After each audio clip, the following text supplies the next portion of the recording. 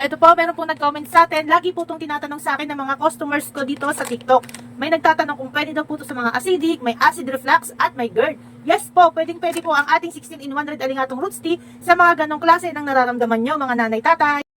Ito po kasing ating 16-in-1 Red Alingatong Roots Tea ay may 16 na herbals. Pinagsama-sama, meron siyang Red Alingatong Roots Tea, bukaw, bayagusa, ng sangbong, banaba, ginger, turmeric, moringa, paragis, guyabano, lemongrass, mangosteen, turmeric, serpentina, at ampalaya. Kaya po yung sinasabi ni ma'am or tinatanong ni ma'am kung pwede po siya sa GERD, number 9 po siya. Ayan po, ang kanyang mga health benefits.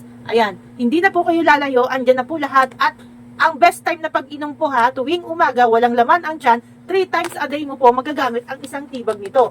Kunyari, iinom po kayo sa umaga, mainit na mainit, walang laman ang tiyan, pagkagising, iinom po kayo, sasalinan nyo muna ng mainit na tubig, then inom, tapos 20 to 30 minutes po, makakain na po kayo ng kanin. Pero kapag gaya po ng kay sir or kay ma'am na may GERD, 20 to 30 minutes po, after meal, yes, after meal, kailangan kasi may laman yung tiyan nyo. Ayan, kasi mga herbals po kasi ang pinagsama-sama dito, kaya baka nga po, lalong mag-acid po kayo, kaya kailangan may laman po ang tiyan nyo.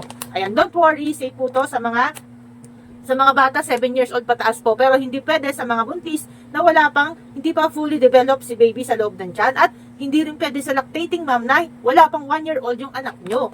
Ayan. Kapag po kayo ay nagtitimpla, ilalagay nyo po sa rep yung natapos nyo na sa isang inuman, ilagay nyo sa rep or takpan nyo po sa isang tabi para sa tanghali or bago magtanghali, sasalinan nyo uli ng mainit na tubig, then sunod uli, ganun uli yung proseso sa hapon or sa gabi. Hanggang 3 or 4 na timpla magagawa hanggat may lasa, hanggat may kulay. So ganito po yung tibag natin. Ito po gamit namin ito sa bahay namin. Ito po klase po yung ating tea. Lulublob nyo na po yan lahat sa isang baso mainit tubig. Huwag nyo na po itong ilalabas kasi tutulo po siya ha. Lahat na po ilubog nyo. Tapos po, yan syempre, ako tulad ko na may hyperthyroidism po ako ha.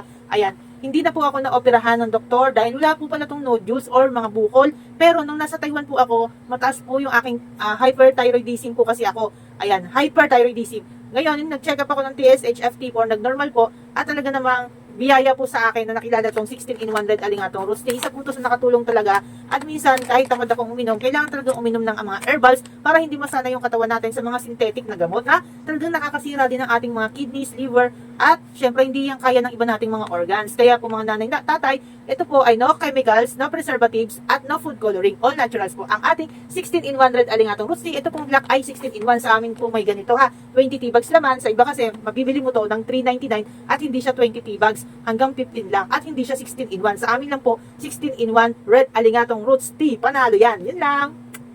Dahil dyan, meron na namang natulungan ng ating 16-in-1 Red Alingatong Roots Tea at mag-a-avail na ng kanyang reseller package. Ito po yung kanyang problema sa kanyang kalusugan. Ito po.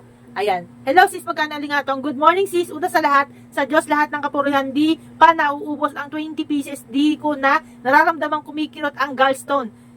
6 ko pag naubos ko na ito, saka ako magpapa-ultrasound. Yan. Gusto nyo nang mag-reseller 10 pieces or 10 packs nito.